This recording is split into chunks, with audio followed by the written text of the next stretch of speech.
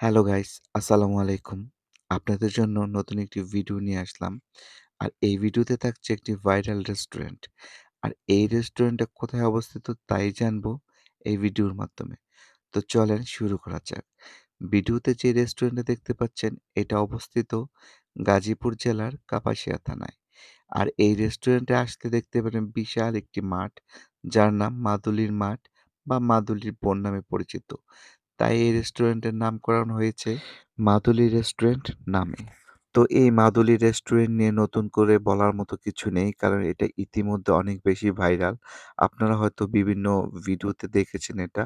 এই রেস্টুরেন্টে আসলে আপনার সবচেয়ে বেশি যেই জিনিসটা ভালো লাগবে সেটা হচ্ছে মনোরম পরিবেশ। হ্যাঁ, একদম রাস্তার পাশে খোলা আকাশের নিচে এই রেস্টুরেন্টের অবস্থান। এই রেস্টুরেন্টে আমি নিজেও আগে আরো কয়েকবার গিয়েছি, বাট কখনো ভিডিও করা হয়নি। বাট এবার মনে হলো ছোটখাটো একটা ব্লগ তো করাই যায় আপনাদের সাথে শেয়ার করার জন্য। তাই আপনাদের জন্য ছোট একটা ব্লগ তৈরি করলাম। আর হ্যাঁ, এই ব্লগটা আমার ইউটিউব চ্যানেলের ফার্স্ট ব্লগ।